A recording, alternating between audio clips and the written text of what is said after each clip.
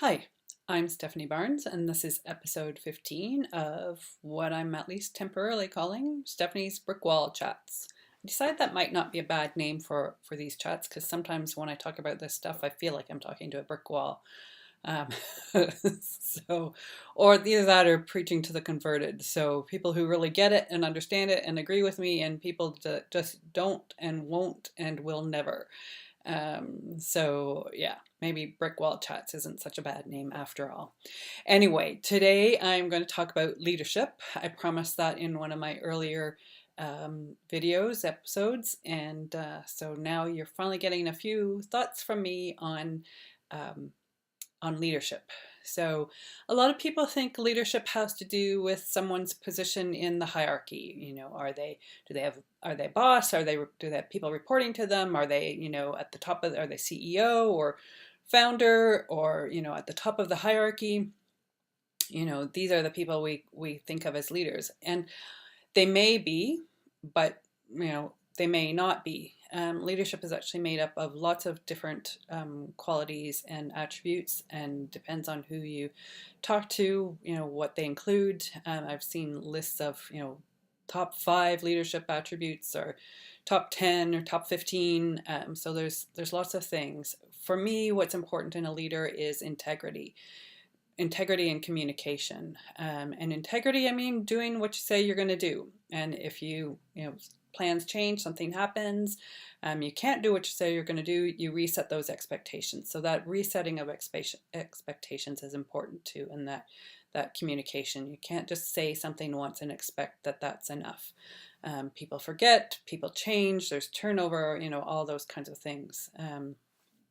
So yeah, integrity and communication are two of the top things in my book on leadership. But leadership really isn't about your positional power, the power that you have because of the place you're in the hierarchy. Frontline people are leaders, should be leaders, should see themselves as leaders too. Certainly I have and do envision myself or see myself as a leader, and I'm a solopreneur. Even the roles I've had when I've been full-time employee have been frontline, project manager, program manager positions, and I absolutely saw myself as a leader in those positions because I was providing communication, I was leading by example, I was giving people, the knowledge they need to do their jobs, and facilitating that and making sure that things flowed and things. So even though I really didn't have any positional power because there was no one reporting to me, I absolutely had influence. It was important to me that I do what I said I was going to do, that I provide leadership and guidance when people were confused. I didn't wait for somebody else to step in and fill the gap, fill that void. I did that myself. No one asked me to.